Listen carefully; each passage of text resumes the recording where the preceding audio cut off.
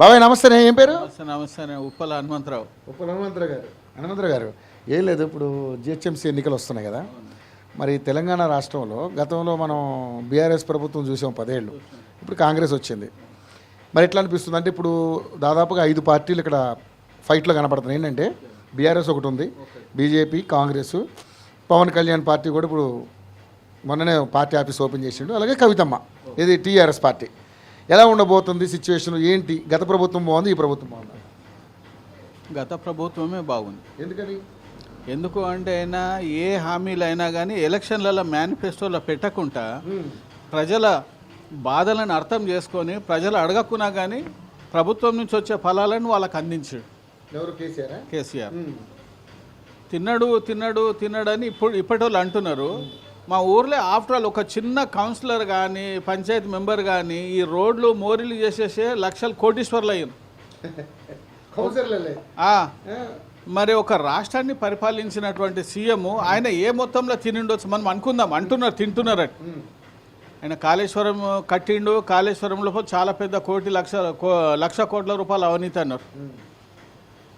ఆ ప్రాజెక్టు కట్టించాడు. నీళ్ళు వస్తున్నాయి, అన్ని విధాలు అందుతున్నాయి, అందరికి చెందినాయి. ఇప్పుడు నీళ్ళ ప్రాబ్లం ఉంది, ఎలక్ట్రికల్ ప్రాబ్లం ఉంది. ఆయన అప్పులు చేసిండి, తీసుకొని వచ్చిండు, 24 hours కరెంటు విద్యుత్ ఇచ్చిండు. గతంలో కాంగ్రెస్ పాలన చూసాము, టీడీపీ పాలనలు చూసాము, అన్నీ చూసాము. టీడీపీని స్థాపించాడు రామారావు, దేవుల్ని లింగం మింగినటువంటి అట్లాస్ ఉంటాయని చంద్రబాబు నాయుడు. అలాంటి పక్కకు పెట్టేద్దాం. ఒక ఎగ్జాంపుల్ చెప్తున్నా. చంద్రబాబు నాయుడు కాంగ్రెస్ నుంచి వచ్చిన మనిషి, చంద్రశేఖరరావు కాంగ్రెస్ నుంచి వచ్చిన మనిషి. రామారావు మీద అభిమానం ఉండి ఈయన వచ్చిండు. ఆయనను గతంలో బీజేపీ ఎంపీ ఆయన ఉపేంద్ర అని ఉండే, నల్లగా ఉండేది, బ్లాక్. ఆయన చంద్రబాబు నాయుడును టీడీపీకి తీసుకుని వచ్చిండు. ఈయనకు జనరల్ సెక్రటరీగా పెట్టిండు. ఇక ఆడికే ఏమేం కథలు పడ్డాడో ఏం సంగతో అవన్నీ జరిగినాయి. ఇక అదంతా పక్కకు పెట్టేద్దాం. ఈయన వచ్చిన తర్వాత మనకు నీళ్ళు ఉండాలి, నిధులు, ఉద్యోగాలు, నియామకాలు, ఈ 3 కావాలండి. జరుగుతున్నాయి. ఫస్ట్ టర్మ్ లోపల 5 సంవత్సరాలు చేసుకుంటూ వచ్చాడు. దాని తర్వాత మంచిగా చేసుకుంటూ వచ్చాడు. కానీ ప్రజలు అభిమానంతో మళ్ళీ గెలిపించారు కేసీఆర్. అదే పద్ధతితోటి 3వ కూడా గెలుస్తా అనే ఆయన ధీమతోటి ఉన్నాడు. కానీ బై మిస్టేక్ ఏంటంటే 2 టర్ములు ఇచ్చినాం కదా, కొత్త ప్రభుత్వాన్ని తెస్తాము, కొత్త వాళ్ళను ఎన్నుకుంటే బాగుంటాయి, ఇంకా కేసీఆర్ కంటే మెరుగైన పని చేస్తాడు అని చెప్పారు. కర్ణాటకలో ఏమో మొత్తం వాడు అన్నీ ఇక కట్టలు కట్టి పెట్టేసి వచ్చేసినాం, బంగారు కడ్డీలు వచ్చినాయి. ఇక్కడ తెలంగాణ ప్రజలకు కూడా అట్లాస్ ఉంటే ఇప్పిస్తున్నాం అది అని చెప్పేసి ఇక ఎవరెవరికి ఎంతెంత వచ్చినాయో మరి మాకంటే మీకు ఎక్కువ తెలుసు. నేను ఒక మామూలు చిన్న ఒక ఓటర్ను, సామాన్యుని. మీరు పెద్ద నాయకుల దగ్గరికి పాలన చేసే మంత్రుల దగ్గర పోయి కూర్చొని వచ్చిన జర్నలిస్టులు మీకు ఎంత తెలిసిందో మీ దాంట్లో మాకు ఒక చారణ అంతా కూడా తెలియదు. అయితే నా దగ్గరకు వచ్చిన తర్వాత నా దగ్గర వచ్చే కస్టమర్లు ఏమంటారంటే, ఏమన్నా రేవంత్ రెడ్డి వచ్చిండు, కళ్యాణ లక్ష్మి కేసీఆర్ ఇచ్చిండు, 116 ఇస్తానన్నాడు, తులం బంగారం ఇస్తానన్నాడు, నిరుద్యోగ భృతి కింద 2500 ఇస్తానన్నాడు, మహిళలు పురుషుడు కూడా కానీ నిరుద్యోగుడు ఒక మనుషుడు అంటే 2500. ఆయన ముసలోనికి 2000 ఇస్తున్నాడు. నేను ముసలోనికి ఇద్దరు కలిపేసేసి ఒక్కొక్కరికి 4000 రూపాయలు పెన్షన్ ఇస్తా అంటే 8000. ఏమవుతుంది ఒక ఇంటికి? అవి 8000 ప్లస్ 2500, 10500 ఒక కుటుంబంలో వస్తున్నాయి కదా. వీడు మంచి పని చేస్తాడు. కేసీఆర్ గారికి లేని ఆలోచన మంచి వచ్చింది రేవంత్ రెడ్డికి. వేద్దాం. వ్యవసాయంలో ఆయన 10,000 ఇస్తున్నాడు 2 టర్మ్లకు, 2 పంటలకు. నేను 15,000 ఇస్తాను. ఇది మంచిగానే ఉండే. రైతులు అట్లా కూడా ఆశపడ్డారు. తర్వాత బోనస్ ఇస్తా అన్నాడు రైతులు, సన్నాలకు బోనస్ ఇస్తా అన్నాడు. ఇప్పుడు మా దగ్గరనైతే మా ఊరు చుట్టుముట్టు అంతా అగ్రికల్చర్ ఉండే పోయింది. ఆయన 1980లోనే ఇందిరాగాంధీ ఉన్నప్పటికీ మొత్తం కెమికల్ వచ్చింది. నీకు తెలియదు ఏమో ఇండస్ట్రీ ఐడియా చేయడం అట్లా మొత్తం ఇండస్ట్రీ వచ్చింది, కెమికల్ వచ్చింది. మా దగ్గర లేదు. మనకు పట్టణానికి పంట రావాలంటే రైతు మంచిగా ఉంటేనే పట్టణానికి పంట వస్తుంది. ధాన్యం కానీ పప్పు దినుసులు కానీ ఏవి రావాలన్నా ఊరు నుండే రావాలి, రైతుల నుంచి రావాలి. గతం లోపల పూర్వీకుల లాల్ బహదూర్ శాస్త్రి పరిపాలించినప్పుడు దేశానికి వెన్నెముక లాంటివాడు, అన్నం పెట్టేటోడు రైతు, దేశాన్ని రక్షించేటోడు సైనికుడు. ఈ ఇద్దరు మంచిగా ఉంటేనే దేశం మంచిగా ఉంటుంది. కానీ ఎవరు చూస్తున్న రైతుని పట్టించుకునేటోడు లేడు, సైనికులను పట్టించుకునేటోళ్ళు లేరు. ఏమునగా రాజకీయం వస్తుంది, స్వార్థం అవుతున్నది. ఆయన తిను. అదే రామారావు అంటే దేవుడు రాజనీతి, ఆయన రాజనీతి మార్గాన్ని ఎంచుకొని ప్రజలకు చేయాలనుకున్నాడు. వీళ్ళు రాజకీయం చేస్తారు, బమ్మిని తిమ్మి చేసుకుంటా. నువ్వు ఇంత తినిపోయినవరా, నేను ఇంత చేస్తాను, నీకు ఉదకింది మాస్క్ పెడతా, అదనే కక్ష సాధింపు అవుతుందిగా. ప్రజలను దృష్టిలో పెట్టుకొని మేలు చేద్దాము అనేది జరుగుతుంది. కానీ మరి ఇప్పుడు సరే ఈయన నమ్మారు, రేవంత్ రెడ్డిని నమ్మారు, వచ్చింది రేవంత్ రెడ్డి ప్రభుత్వం వచ్చింది. ఎలా ఉంది మరి 6 గ్యారెంటీల పరిస్థితి ఏంటి? ఇక 6 గ్యారెంటీల పరిస్థితి ఏంది అని అంటే ఆల్రెడీ సగం టర్మ్ అయిపోయింది. ఇంటర్వ్యూలు ఇప్పుడు అంటున్నారు కదా, సినిమాది కేటీఆర్ చెప్తుండే మీటింగ్లో ఇంటర్వ్యూలు అయిపోయింది కదా, తర్వాత ఇంకా సగం ఉందని. ఇక ఆ సగం గురించి మరి హామీలు ఇది ఇస్తా అది ఇస్తా అని చెప్పి ఇంత పర్సెంటేజ్ ఇస్తాను, ఒక 10% 15% కూడా ఇస్తలేడు. ఇస్తాను ఫలాలల్లా ఇస్తా, ఇంకా టైం ఉన్నది నాకు, ఇంకా రెండు సంవత్సరాల 5 నెలల టైం ఉన్నది నాకు, 6 నెలల టైం ఉంది, ఇస్తా. మోడీ ఇస్తలేడు అంటాడు. మోడీ ఏమన్నాడు మొన్న బరేర్ గ్రౌండ్కి వచ్చినప్పుడు, రేవంత్ రెడ్డి मेरे से आप हाथ मिला के रहो, हर चीज़ मैं तेरे को ऊंचा लेके जाता हूँ, मेरे से मिल के रहो అన్నాడు. ఢిల్లీలో బడే బాయ్ ఈయన చోటే బాయ్ అవుతాడు. మరి ఇడికెళ్ళి అని తీసుకొని రాహుల్ చేతిలో పెడుతున్నాడు, ఆయన చేతిలో పెడుతుండా లేదా ఇక దేవునికి తెలియాలి. ఇప్పుడు చంద్రబాబు నాయుడు వచ్చిండు, ఆడ వచ్చేసేసి కూటమి ప్రభుత్వం ఆంధ్రాలో పవన్ కళ్యాణ్, చంద్రబాబు నాయుడు, బీజేపీ 3 ఒకటేని. చంద్రబాబు నాయుడుకి ఇంత ఉన్న అనుభవం ప్రకారంగా ఆయన యాక్చువల్గా ఒక్క దాటి మీదే గెలవాలి. ఆయనకు లాస్ట్కి వచ్చేసే వరకు లేదు, ఛాన్స్ లేకుండే. లాస్ట్ ఎలక్షన్లలో పవన్ కళ్యాణ్ పెట్టుకున్నందుకు కొంచెంత గ్రిప్ వచ్చింది. పవన్ కళ్యాణ్ ద్వారా బీజేపీకి ప్లస్ పాయింట్ అయింది ఆడ. ఇప్పుడు సోము వీర్రాజు ఎన్నోసార్లు అన్నాడు, పోతున్నాడు ముసలోళ్ళని పెడుతుండు, అది వస్తుండు ఇది వస్తుండు, బీజేపీకి ఏం లేకుండా అవుతున్నది, పలుకుబడి లేకుండా అవుతుంది, ఉన్నది పోతుందేమో అది అని అనుకున్నారు. కానీ అట్లా కాకుండా పవన్ కళ్యాణ్ కొంత సినిమా ఇమేజ్ అయిపోయింది, యూత్ తోటి మంచిగా తెచ్చిండు మెజార్టీ. ఈడ కూడా పవన్ కళ్యాణ్ వస్తే ఆయనకి ఏమొచ్చినా సిటీ లోపల ట్రెండ్ ఉండొచ్చు, ఆ ట్రెండ్ తోటి మన ఓట్లు రావచ్చు నాయన. ఎందుకంటే పవన్ కళ్యాణ్ నాకు దుష్మన్ కాదు, నాకు ఫేవరబుల్ కాదు, నాకు హీరో కాదు. నాకు వాళ్ళన్న చిరంజీవి అంటే నాకు లైక్.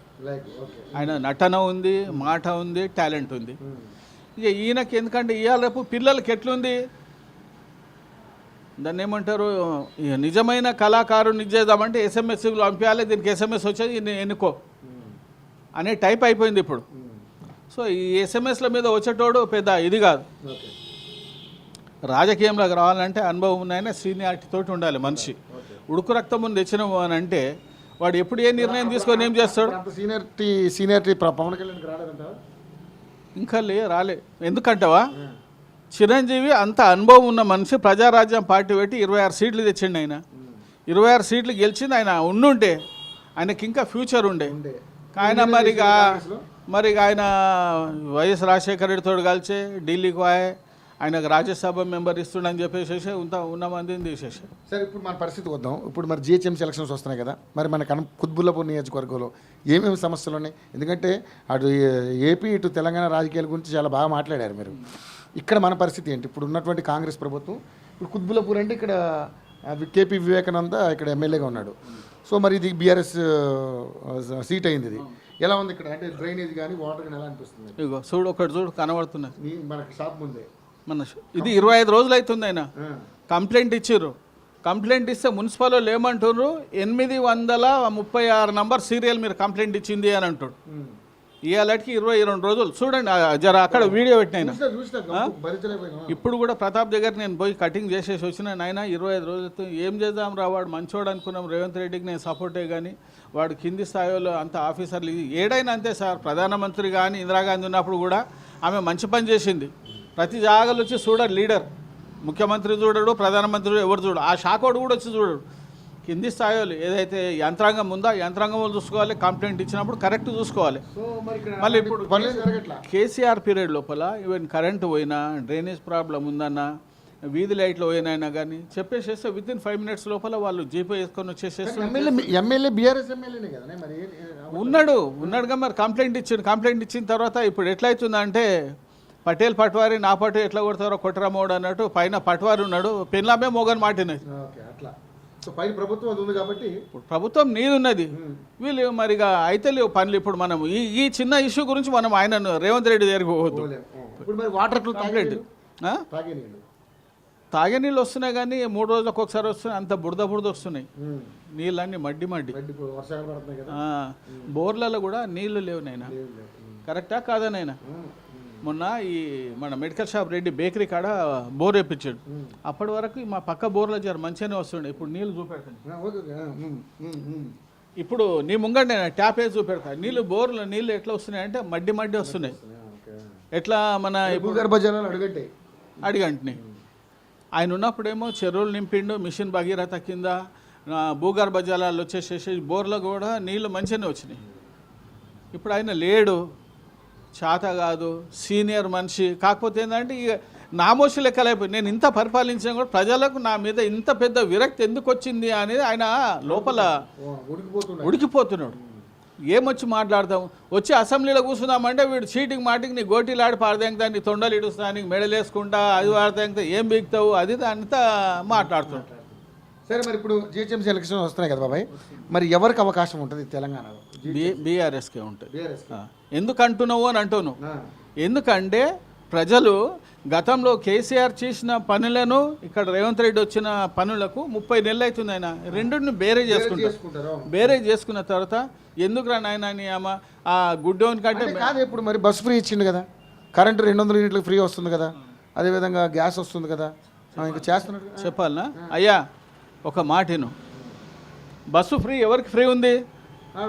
ఆడోళ్ళకు. నువ్వు ఆడామెకు ఫ్రీ పెట్టి మొగోనికి డబల్ టికెట్ తెంగుతున్నావా? నీకు ఫ్రీ పెట్టింది. ఈడికెళ్ళి చింతలో అని మినిమం టికెట్ బాలనారు పోవాలంటే 25 ఉన్నది, 40 25 పోయి 50 చేసినావు. అక్కడ ఫ్రీ ఇక్కడికి వెళ్ళి తెంగేస్తున్నావు, అది కలిపేసి. ఎవరి మీద పడుతుంది? నువ్వే చెప్పిన ఆయన. నేను అన్న దాంట్లో వాస్తవం ఉందా లేదా? ఫ్రీ బస్సు ఎవరికి బెనిఫిట్ ఏమైంది చెప్పు. అచ్చా, అది తీసుకొని పోయినరా, ఎన్నో ఎగ్జామ్స్లు ఇచ్చారు. చీటికి మాటికి ఏది మన బొంతపల్లికి వెళ్ళి బాలన రావాలంటే పూలు గుచ్చుకుంటా ఓడు, లేదంటే ఇంకేదో అల్లుకుంటా ఓడు, ఇట్లా సుంటి పనులు చేస్తున్నారు ఆడోళ్ళు. ఇంటికాడ మొగ డ్యూటీకి పోయినట్టే నీ అమ్మ బస్కే కాదు పోయేసి వద్దాం నాడు, ఫ్రీ కాదు, ఆధార్ కార్డు చూపెట్టేసేసి అది. ఎందుకంటే మహాలక్ష్మిలు అయిపోయిన వాళ్ళు. కండక్టర్ కూడా అమ్మ మహాలక్ష్మి మంచిగా వాళ్ళకి అమ్మవారికి దీవెనార్తి ఇస్తున్నారు మంచిగా మహాలక్ష్మి. అది ఒకటి అయిందా? తర్వాత ఇంకోటి 200 యూనిట్లు కడుతున్నాడో లేదో, నాకు 46,000 బిల్లు డ్యూ వచ్చింది మొన్న. బిల్లు ఉన్నది నా దగ్గర. మీకు అవి కరెంట్ వాళ్ళు వచ్చేసేసి కట్ చేస్తామంటున్నారు.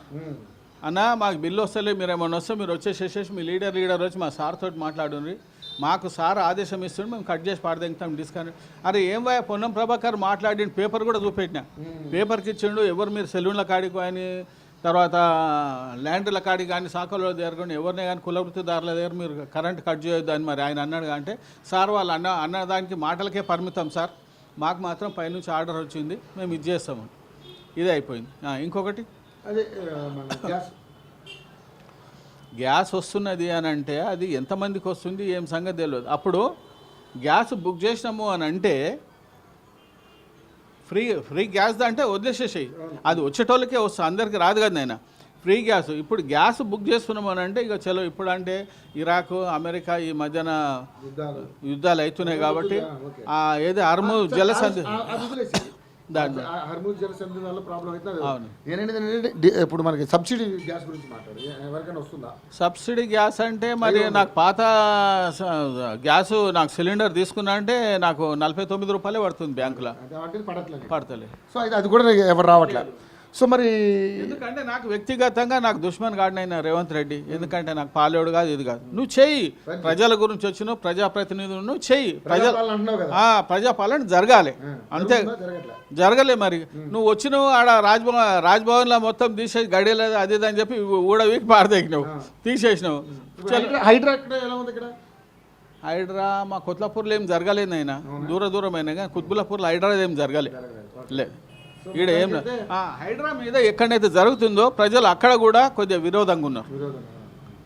ఇప్పుడు దేనికి దానికి మనం కరెక్ట్ మాట్లాడుకోవాలి. రెండోది, లంగరోజ్ కాడ మహాత్మా గాంధీ స్టాచ్యూ పెడతా అంటున్నావు, మోడీ మాడ ఏది మన దాన్ని ఏమంటారు నర్మదా కాడ మన సర్దార్ పటేల్ స్టాచ్యూ పెట్టినట్టు నేను కూడా గాంధీది పెడతా అని చెప్పేసి అంటున్నావు.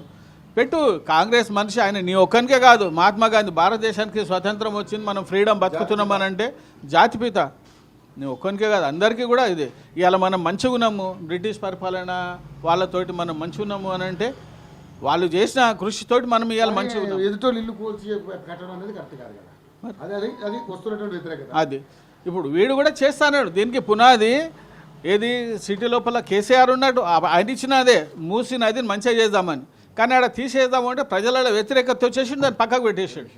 ఎందుకు మళ్ళీ నేను రిమార్క్ ఎందుకు తెచ్చుకోవాలి? సో అది కూడా కొంతమందికి రివర్స్ ఉండొచ్చు. నీ అమ్మ మళ్ళీ గెలిపిస్తే వీడు మళ్ళీ గులగొట్టే మనను రోడ్డు మీద వేసేట్టు అనుకుండొచ్చు పబ్లిక్, అట్లా కూడా రివర్స్ అయి ఉండొచ్చు.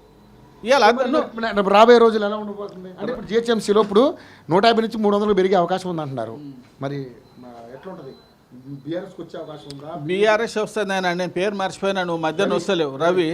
కంపల్సరీ బీఆర్ఎస్ వస్తుంది. ఈ మున్సిపల్ ఎలక్షన్ల తర్వాత నన్ను వచ్చి మళ్ళీ నువ్వు ఇంటర్వ్యూ చేయాలి. ఎన్నేళ్ళు అయింది? 5 ఎక్కువైంది. మా కాళీగాడు దోస్తు కాళీగాంతో టచ్లు ఉంటున్నాడు, నాతో ఉంటలేడు. సరే మొత్తానికైతే బీఆర్ఎస్ కంపల్సరీ.